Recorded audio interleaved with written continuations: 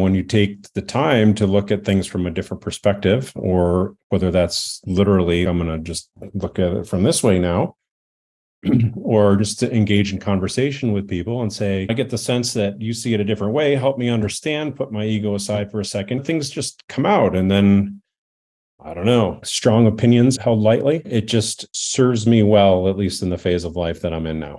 That is so brilliantly said. I actually abide by that philosophy as well. Strong opinions held loosely. Very similar. In fact, one thing that you said right now reminded me of something that you said in a previous podcast, which I was going to ask you anyways. You said something about talking to the customer from their perspective versus your own. So are there any past, like you said, are there past experiences or things that helped you get to this? Or was it something that you read? Or how did you arrive at this? Fun story from my past comes to mind. I was a product owner and a bunch of engineers working on this project. My job was to provide the design requirements, and they would go do their thing. And I remember they had their very first working prototype, and the program manager brought it over to my desk, and it was a device that had to plug into the USB port for the interface. And he was maybe 2 sentences into his, look at what we did. And I unplugged the USB port. And he goes, what'd you do that for? I said, because the customer's going to do that. He goes, and the whole thing crashes. He goes, we didn't think of that.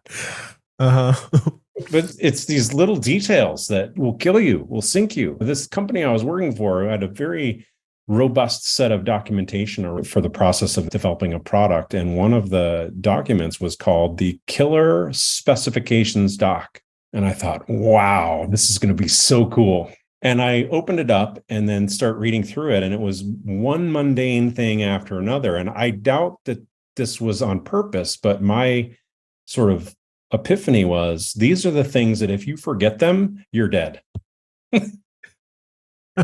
And it's these simple things like we do it all the time, right? Our phone's plugged into the USB port on our car, and then falls from your lap, of course, right between the seat cushion and the center console, and it's there until you pull over and stop. But these are things that the designers need to think about, that oftentimes they call them use cases. I call them abuse cases. It's not necessarily intentional, but things are just going to happen, and you have to design for that.